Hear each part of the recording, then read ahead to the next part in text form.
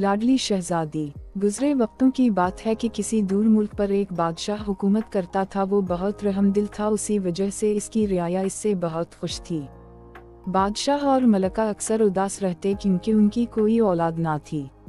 आखिर काफ़ी दुआओं के बाद अल्लाह ताला ने मलका को एक इंतहाई खूबसूरत बेटी अता की। बादशाह ने शहजादी की पैदाइश पर पूरे मुल्क में बहुत बड़े जश्न का एहतमाम किया और मुल्क के तमाम लोगों को मदऊ किया।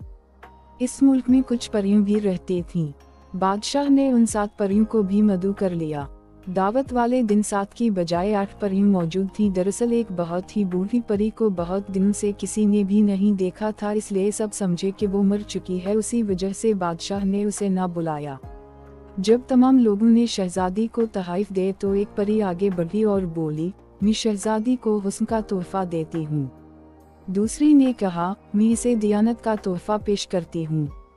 तीसरी परी बोली, मेरी तरफ से शहजादी के लिए शान व शौकत का तोहफा है। चौथी परी ने अपनी बारी आने पर शहजादी को खूबसूरत नाच का तोहफा दिया। पांचवी परी ने खूबसूरत आवाज़, जबकि छठी परी ने मौसीकी का तोहफा पेश किया। कबल इसके कि 7वीं परी शहजादी को तोहफा देती बूढ़ी परी गुस्से की हालत में आगे बढ़ी और बोली, शहजादी को चरफे का तकला चबेगा और वो मर जाएगी। अलामत वावन। बादशाह और मलका ये सुनकर रोने लगे और तमाम रियाया गमगीन हो गई। इतनी देर में 7वीं परी आगे आई और बोली, मेरी तरफ से ये तोहफा है कि शहजादी मरेगी नहीं बल्कि 100 साल के लिए गहरी नींद सो जाएगी और 100 साल बाद एक खूबसूरत शहजादा आकर इसको नींद से बेदार करेगा। बादशाह ने अपने मुल्क से तमाम चरखे ख़त्म करवा दिए ताकि शहजादी को बचाया जा सके। साल पर साल बीत गए, यहाँ तक कि शहजादी 16 साल की हो गई। इस दिन शहजादी की 16वीं सालगिरह का जश्न अपने पूरे उरूज पर था। जब शहजादी महल की छत पर हुआ खोरी के लिए गई, वहाँ उसने देखा एक बहुत ज़ईफ़ औरत चरखा काट रही थी। शहजादी ने क्योंकि चरखा कभी नहीं देखा था इसलिए हैरत से तकने लगी। बूढ़ी औरत ने कहा, बेटी यहाँ आओ, ये लो, उसे खुद चला कर देखो। ये सुनकर शहजादी बूढ़ी औरत के पास जा बैठी और जैसे ही उसने चरखे को हाथ लगाया, इसका तकला शहजादी की उंगली में लगा और वो गहरी नींद सो गई। बादशाह और मलका को इस वाक़या की खबर हुई तो दोनों बहुत परेशान हुए। मलका कहने लगी, अब हम अपनी बेटी के बगैर क्या करें। बादशाह ने शहजादी को इसकी ख्वाबगाह में आरामदेह बिस्तर पर लिटा दिया। इधर जब 7वीं परी को मालूम हुआ कि शहजादी 100 साल के लिए सो गई है तो वो सोचने लगी, शहजादी जब नींद से बेदार होगी तो उस जमाने में उसको कोई भी नहीं जानता होगा। ये सोचकर उसने पूरे महल पर जादू कर दिया। इस जादू की वजह से महल में मौजूद तमाम जानदार सो गए, हत्ता कि शहजादी का पालतू कुत्ता जो इसकी ख्वाबगाह के दरवाजे पर बैठा था वो भी वहीं सो गया।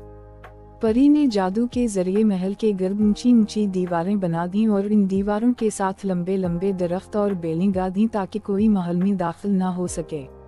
एक रोज हमसाया मुल्क का शहजादा शिकार खेलता हुआ इस तरफ निकला। उसने महल देखा तो पूछा, ये किसका महल है। लोगों ने बताया कि ये जादू का महल है, इसके अंदर एक शहजादी 100 साल से सो रही है। जो शख्स भी इसके अंदर जाने की कोशिश करता है वो जिंदा वापस नहीं आता। शहजादे ने कहा, मैं जरूर इस महल में जाऊंगा और उसका राज जानने की कोशिश करूंगा। लोगों के बहुत समझाने का भी शहजादे पर कोई असर न हुआ और वो महल की तरफ चल पड़ा। महल के करीब पहुंचकर शहजादे ने जूं ही दरख्तों और बेलों की शाखों को हटाने के लिए हाथ आगे बढ़ाया, वो खुद ब खुद हटती चली गईं और शहजादे को रास्ता मिलता गया। शहजादा ये देखकर बहुत हैरान हुआ। चलते चलते शहजादा महल के दरवाजे पर पहुंच गया। उसने अभी दरवाजे पर हाथ रखा ही था कि दरवाजा भी खुद ब खुद खुल गया। शहजादा दरवाजे से अंदर दाखिल हो गया। शहजादे ने अभी बात पूरी की ही थी कि जोरदार धमाका हुआ, तेज हवा चलने लगी और शहजादी ने कसम सा कर आंखें खोल दी। इसके साथ ही महल में सोए हुए तमाम जानदार जाग गए क्योंकि अब जादू का असर खत्म हो चुका था। बादशाह और मलका अपनी बेटी को मिलकर बहुत खुश हुए। सब ने मिलकर शहजादी की 16वीं सालगिरह मनाई क्योंकि 100 साल गुजरने के बावजूद सब लोगों की उम्रें वही थीं जो उनके सोने से पहले थीं। शहजादी और शहजादा खुशी से झूमते रहे। कुछ दिन बाद दोनों की धूमधाम से शादी हो गई और शहजादा अपनी शहजादी को लेकर अपने मुल्क रवाना हो गया, जहां दोनों हंसी खुश रहने लगे।